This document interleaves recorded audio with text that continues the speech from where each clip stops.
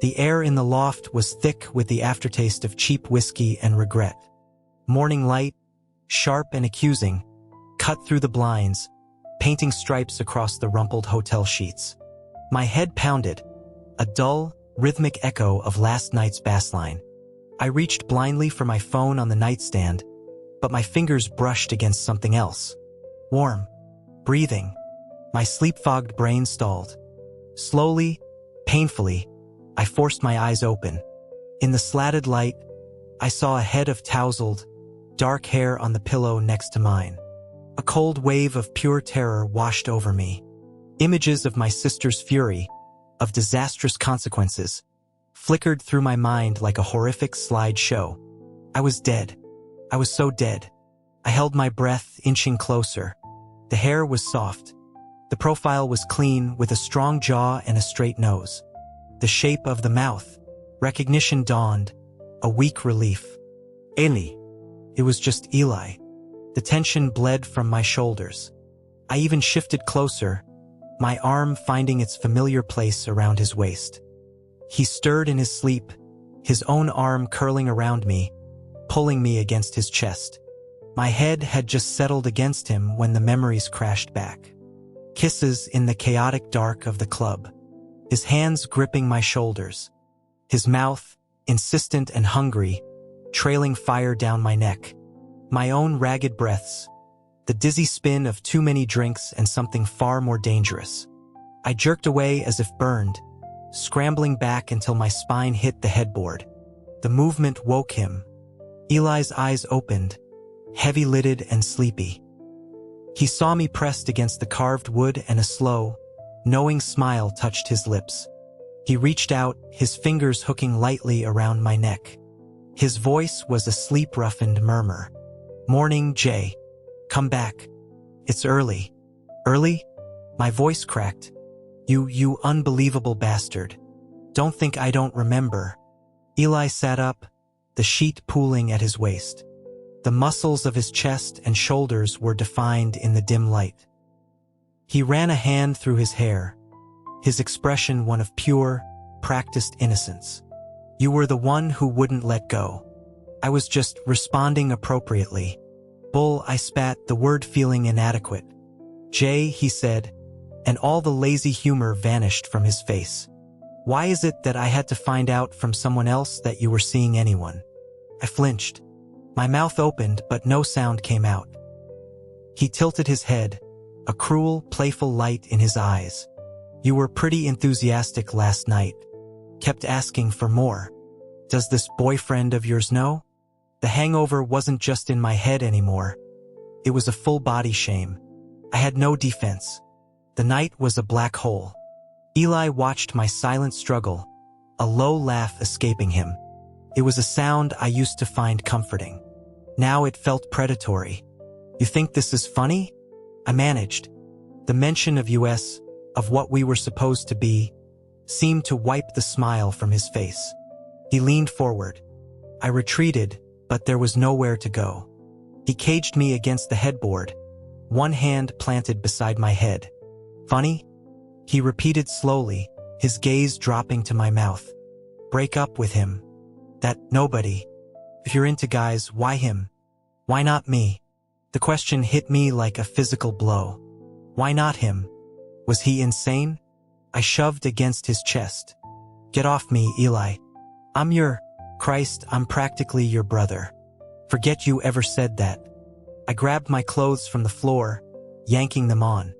Only then did I see the full evidence on my skin. Bruises in the shape of fingertips. A constellation of marks along my collarbone. It was a map of his possession. I closed my eyes, pressing my thumb hard between my eyebrows. "You're an animal." The animal in question was watching me, all traces of amusement gone. His voice was flat, calm. "Jay, I don't want you having any other boyfriends. The messy, dramatic kind. Consider that a threat. Take it seriously. I was born with a trust fund and a name to match. Jason Hayes. To the outside world, I was the carefree heir, the charming fuck-up. But my parents died when I was young. My sister, Joanna, raised me. She was both shield and sword, fighting off a circling pack of relatives who saw our tragedy as their opportunity. She carried the company, the debt, the weight of our name. I had my role too. When the vultures got too bold, when their words cut too deep and Joanna's polished composure threatened to crack, she'd give me a look. That was my signal. I'd start a scene, throw a punch, make a spectacle. Afterward, we'd stumble out together, leaning on each other, laughing until our sides hurt with the sheer, desperate release of it. I was 12 when Joanna brought Elena home. My fierce, untouchable sister softened around her, became someone lighter.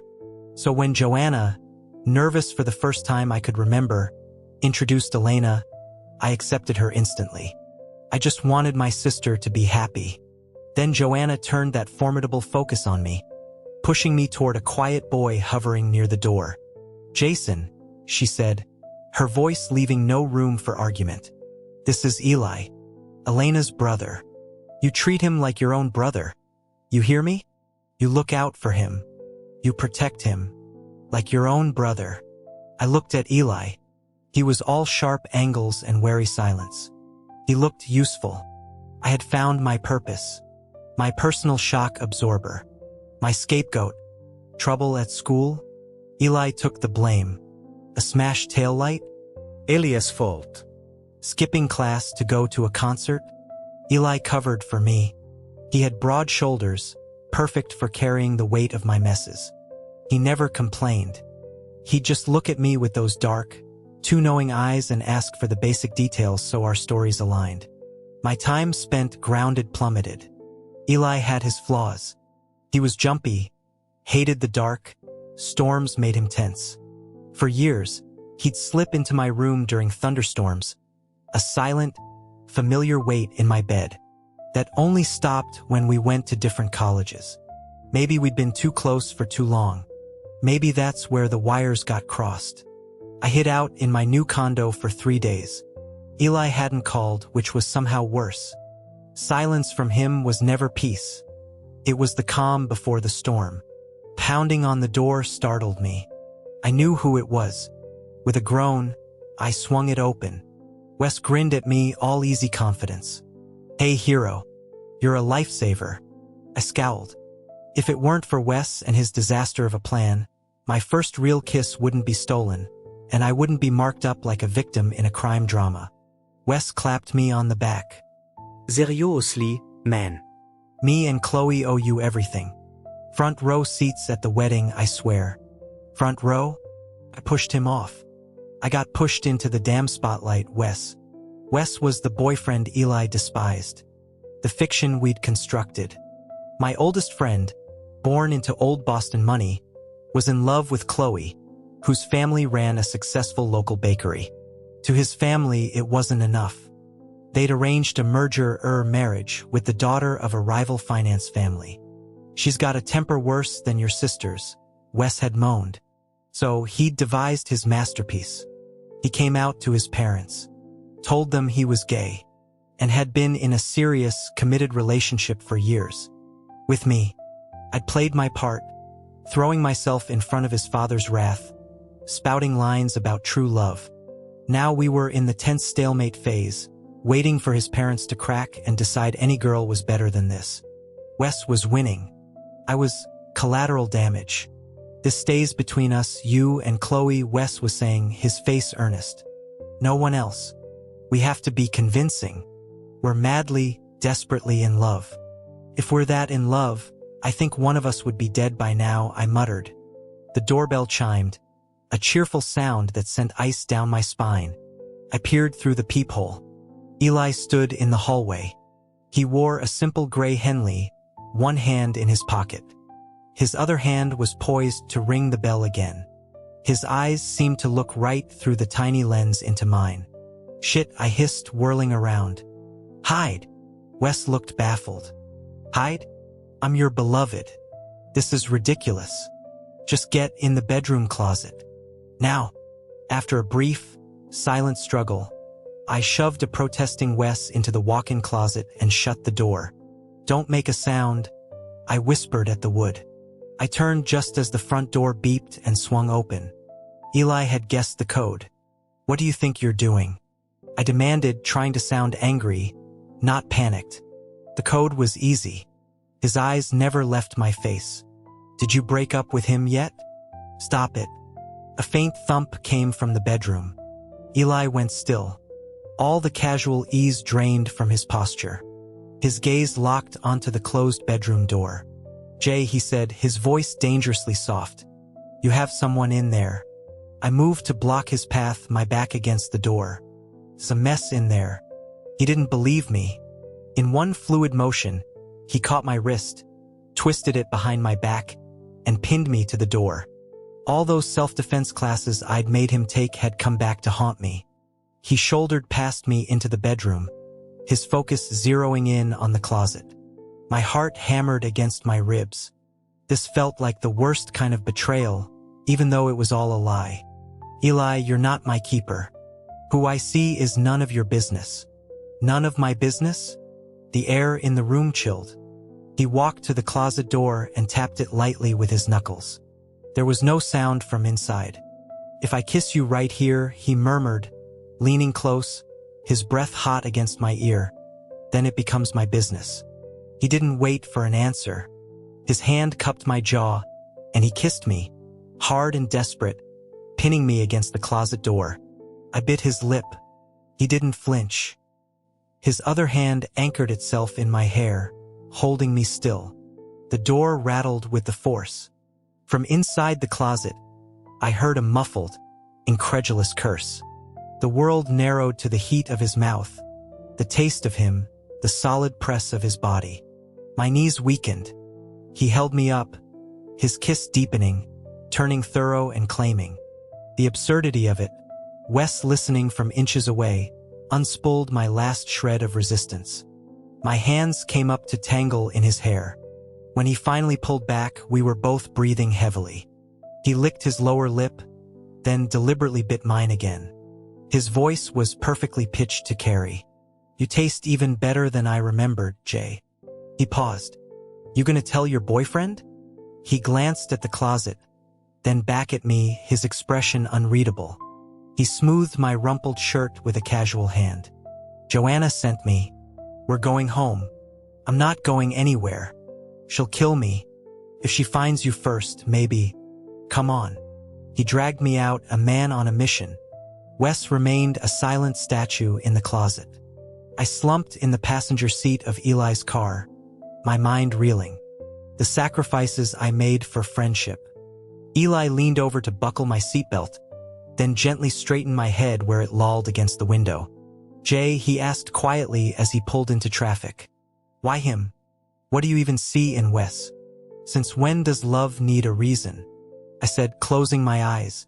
"I threatened you," he said, his tone flat. "You didn't even blink. Are we back to that?" "I'm not breaking up with him. Get it through your head, Eli. You're my brother. Don't confuse family with whatever this is." "I'm not confused," he said, his knuckles whitening on the steering wheel. He didn't speak again. My phone buzzed relentlessly in my pocket. Wes's messages flooded the screen, a cascade of shock and outrage. Was that for real? Did you two plan that? I didn't know if I was supposed to burst out or faint. I quickly flipped the phone over, my face heating. Eli glanced at me. "Who's got you blushing like that?" "No one. Spam." After a long silence, he spoke, his voice quiet. "I'm sorry, Jay." I blinked, thinking he meant the kiss, the confrontation. "It's fine. We all lose it sometimes. I forgive you."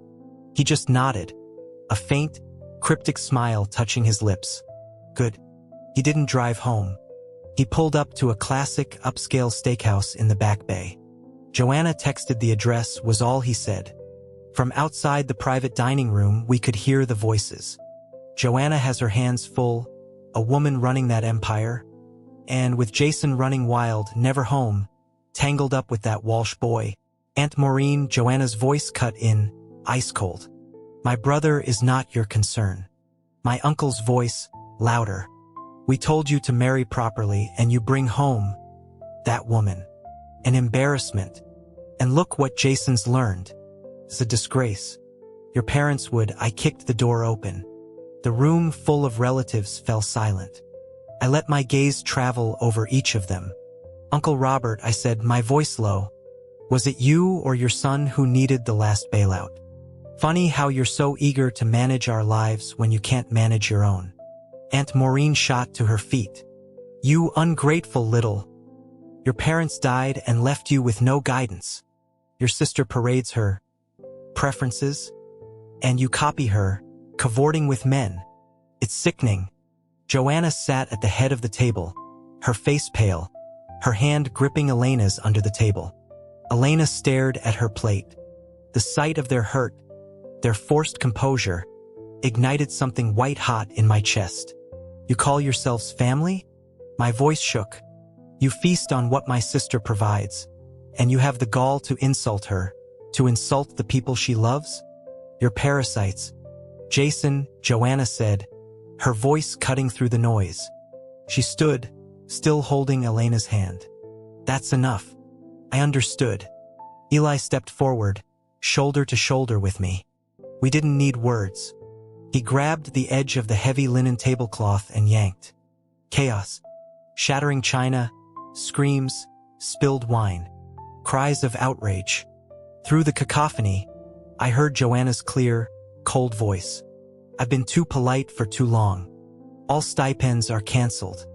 Any of you holding a courtesy title at Hayes Corp can clear your desks. If you want to lecture me, try doing it without your hand in my pocket. She paused. And Robert? I haven't forgotten who tried to side with the vultures when Mom and Dad died.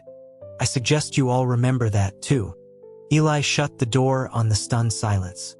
In the empty private lounge next door, I collapsed onto a leather sofa. He followed me in, closing the door softly. He didn't sit. He just stood over me, his shadow falling across my face. Waiting for the scolding? He asked, a faint smile on his lips. Obviously. I told them, he said, leaning down, his lips brushing my ear. About you kissing me and then trying to pretend it didn't happen. My heart stuttered. What? When? In the car. You forgave me, remember? His smile was pure, unadulterated trouble. I might have implied you led me on and then ghosted me. You unbelievable piece of work. I sputtered. You made me sound like a player. Did I? He looked angelic. Well, your credibility with Joanna is pretty low, Jay. You've used me as an excuse too many times. She took my side instantly. The door opened. Joanna stood there, her expression thunderous. Elena hovered behind her, wringing her hands. I was doomed. Jason. Outside. Now. I followed her to the restaurant's rooftop terrace like a condemned man. The city lights glittered coldly below. She leaned on the railing, her back to me. Just let me explain, I started. The thing with Wes, it's not real, he's just... Jason, she interrupted, her voice small. She turned, and her eyes were glistening. Look at me. Tell me the truth. Is it because of me? Did I make you think this was acceptable? The breath left my lungs. She wasn't angry at me. She was blaming herself. Joanna, no. God, no. I moved to her, draping my jacket over her shoulders. Who I am, who I love, that's on me. It has nothing to do with you or Elena. Don't you dare carry that. She turned into me, her shoulders trembling. I hugged her, like I had when we were kids and the world was too big and too dark. You're the best thing that ever happened to me. I whispered into her hair. You and Elena being happy is all I want. The West thing is a favor. He's in love with someone else. She pulled back, searching my face. Her voice was soft, certain. But it's Eli, isn't it? You love Eli. My world tilted. What? The photo album. In your room. The one hidden behind the books. I found it. A frozen, naked horror washed over me. That album. Filled with stolen moments. Eli asleep at his desk in a pool of afternoon sun. Eli laughing, sweat-drenched after a run. Eli looking at me from across a room when he thought I wasn't watching. And on the back of each one, in my own handwriting, words I never dared speak. The secret box in the back of my closet. An old sweater of his he'd left behind. A scarf. Things that smelled like him. All of it exposed. I opened my mouth to deny it, but the lie wouldn't form. The truth was a living thing, coiled tight in my chest for years. "Joanna," I whispered, the confession dragged out of me. I'm scared. I was a coward at my core. Brothers were forever. Lovers were a gamble. Lovers fought, grew distant, fell out of love. I'd seen it. The messy, painful endings. The idea of saying the words, of breaking the delicate equilibrium of our family. A family built from the fragments of two broken ones, terrified me. What if it went wrong? What if the dinner table grew silent? What if the easy affection turned to resentment? Losing Eli was unthinkable. Losing this home was impossible. So I chose the safer path. The path of silence. "You're overthinking," Joanna said gently, brushing my hair back. "There's no script. Elena and I were friends first. Best friends. Then one day, being just friends felt like a lie." She squeezed my arm. "I see how he looks at you. And I saw what you wrote in that album. Take the time you need. But don't let fear make the choice for you." When we walked back inside, Eli was standing in the shadowed hallway by a window. Elena was beside him, speaking quietly. He nodded at whatever she said. His eyes met mine as I passed. They were dark, unreadable. He looked through me, then past me, and walked away without a word. The dismissal was a physical ache. I took a step after him, then stopped. I pressed a hand to my sternum. Felt hollow. The plan with Wes proceeded. We staged a dramatic, parental pressure-induced breakup. I was effectively grounded. Joanna played her part perfectly. The only thing that wasn't going to plan was Eli. He'd vanished from my life. Wes's texts progressed from hang in there to mom's softening. She says if I bring home a girl, any girl, she'll throw a party. I stared at my last text thread with Eli. My message, "A lame, you okay?" His response, a solitary, infuriating ellipsis. Sent yesterday. What did that even mean? Was he done? With everything? I typed out a dozen angry, wounded messages and deleted everyone. I had no right. I pushed him away when he came close. Now that he'd retreated, the space he left behind felt like a vacuum. I missed him. It was a constant, dull ache. A sound at the front door. I bolted upright, peering over the loft railing. Joanna was there. And with her, someone in a black hoodie, the hood up. "Eli's back," Joanna said, her voice carrying up. "Your brother was just asking about you." I hadn't been. My heart thumped. He tilted his head back. His eyes, shadowed by the hood, found me. He held my gaze for a long moment, his expression blank. Then he looked away and walked down the hall toward his room. The door didn't slam. Clicked shut softly. Final. That was it. I paced my room, a caged animal. After an hour, I grabbed my phone. "Me, Wes. Time to end the saga. I'm dying over here." "Wes, you got it, boss. Eternal debt. Name your firstborn after me." I took a deep breath. If Eli was giving me the cold shoulder, I'd melt the damn ice myself. I marched to his door and knocked. "Eli." "Open up." Nothing. I knocked harder. "Eli." "You in there?" Silence. The anger flared, hot and bright. "Fine. Be that way." I turned to leave. The door clicked open behind me. He stood there, leaning against the frame, a towel slung low around his hips. His hair was damp, droplets tracing paths over his collarbone, down the defined planes of his chest and stomach, disappearing into the terry cloth. He was drying his hair with another towel, movements slow and deliberate. My brain short-circuited. "Put some clothes on." "What do you want, Jay?" The casual dismissal in his tone was a spark to tinder. "I can't just talk to you?" He stepped aside, a silent invitation. I stalked in and sat on the edge of his bed, suddenly unsure. "Wes," I blurted out. "It's fake. The whole thing." He's in love with someone else. I was helping him out. Eli's eyebrow arched slightly. Oh? Yes, really. I stood, frustration boiling over. He's just my friend. That's all. So? His voice was flat. What's that got to do with me? What does it? I gaped at him. Of course it has to do with you. You're the one who what? He cut in, his eyes finally meeting mine, and they were stormy. You said we were brothers. So I'm being a brother. You've been avoiding me, so I'm giving you space. What else do you want from me, Jay? I closed the distance between us. I don't want space. The words were too loud in the quiet room. I missed you. He studied my face, his expression unyielding. You missed me, he repeated. Driven by a panic I didn't fully understand, I leaned up and pressed a quick, clumsy kiss to his lips.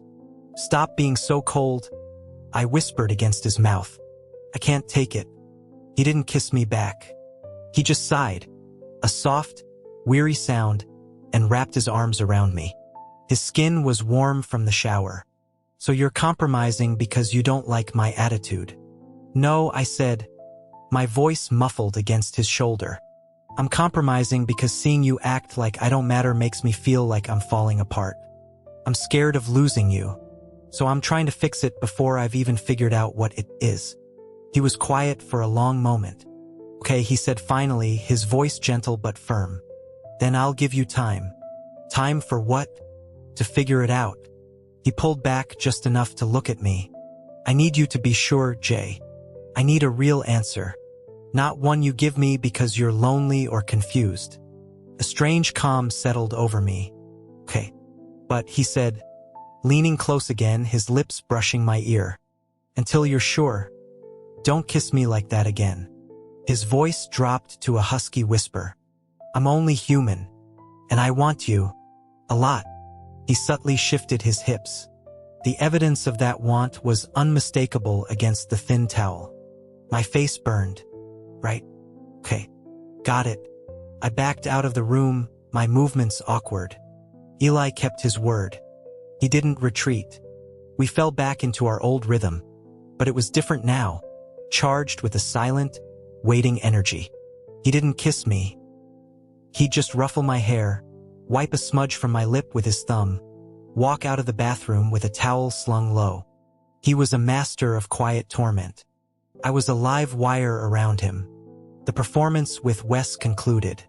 His parents came over, full of apologies and relief, offering business concessions as a consolation prize for my broken heart.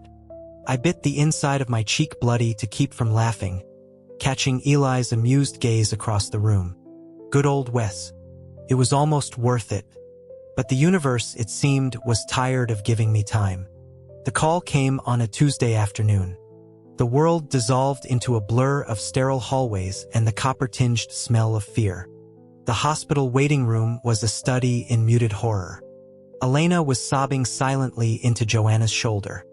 Joanna was shaking, her teeth clenched, repeating, I'll kill them. I'll kill them all. And behind the glass in the ICU was Eli. Pale. Still. Hooked to machines that beeped with fragile artificial life. The story came in shattered pieces. Eli rarely spoke of his past. A father who drank and gambled. A mother who took her frustrations out on her children. Elena had gotten them out years ago, severing ties. Somehow, their mother had gotten Elena's number. Called hysterical, saying their father was dying. It was a trap. Elena, ever compassionate, walked right into it. Their father had sunk into debt. The plan was to force Mary Elena to a widowed, brutal man to settle it. Eli, suspicious, had followed. He found her in that monster's house. He'd gone in with nothing but a fire in his eyes and a length of pipe. His own father, desperate and lost to addiction, had turned on him. A bottle. Again. And again. The red light above the surgical doors was a malevolent eye. I sank to the cold linoleum floor, prayers and curses tumbling from my lips in an incoherent stream. Someone tried to pull me up. I shook them off. He has to be okay. He has to be. He's waiting for my answer. When the surgeon finally emerged, my vision tunneled. He's stable, the man said. His voice the most beautiful sound I'd ever heard. Critical, but he made it through surgery. I wept then, great, shuddering sobs of relief. 3 days later, they moved him to a regular room. He was so quiet. I hated it. I held his hand, talking to him, begging him. Eli, you have to wake up. I'm done being your brother. I want to be yours. Do you hear me? I love you. Come back and fight me about it. My tears fell on his skin. In the thin, gray light just before dawn, his fingers twitched in mine. My breath caught. His eyelids fluttered, then opened. He looked dazed, lost. Jay? His voice was a dry rasp. I started crying all over again. You idiot. You scared me to death. He blinked slowly, awareness seeping back. He tried to lift a hand, winced at the 4-line. Don't cry, he whispered. I'm here. You'd better be. I leaned over carefully and buried my face in the hollow of his neck. His heart beat steadily against my cheek. Solid. Alive. His arm came up, weak but determined, his hand cradling the back of my head. I wasn't going anywhere, he murmured. I was waiting for you. I lifted my head. His eyes were clear now, focused on me. I've had my answer for a while, I said, the words simple and true. I love you, Eli. I'm in love with you. I want everything. A smile, weak but real, touched his lips. Took you long enough. Wes visited Eli in the hospital. We stood by the window, looking out at the parking lot. Elena's mom, Wes said, his usual levity gone. How she got the number. I looked into it. Let me guess, I said, my voice calm. Robert. My uncle. Cut off from Joanna's coffers, festering with resentment. Targeting Elena was the logical way to strike at my sister's heart. I'll handle it, Wes said. No question, just a statement. I nodded. I know. His family's history wasn't all boardrooms and philanthropy. Some legacies ran darker. And crossing that line, targeting family, was the one rule everyone understood. Wes grinned, the old familiar smirk returning. My dad's been looking for a reason to remind Robert where he stands. Consider it done. Later, I stood in the doorway of Eli's room. He was propped up in bed, surrounded by a few friends from his program. He was pale, but he was laughing at something, the sound soft but real. The sight of him, alive and vibrant, even in a hospital gown, sent a fierce, possessive love straight through my core. My earlier fears seemed childish now. The most stable relationship wasn't brotherhood. Brotherhood meant watching him love someone else. It meant silence and regret. No, the most stable relationship was possession. It was commitment. It was choosing each other every day. And if he ever tried to leave, well, I'd just have to convince him to stay. Forever. One of his friends noticed me. Eli followed his gaze. His smile changed, softening, deepening. He held out a hand. Hey, boyfriend, get over here. His friend's head swiveled. I didn't care. I walked to the bed, and Eli scooted over. I climbed in beside him, under the thin hospital blanket, fitting myself against his side. He was warm. After his friends left, I locked the door. Eli looked at me, his eyes dark with intent. He patted the space beside him. I slid back in. Jay, he murmured, his voice rough. I really want to kiss you. His mouth was soft, warm, familiar yet thrillingly new. He tasted like mint and Eli. He kissed me slowly, deeply, his hand tangling in my hair, holding me close.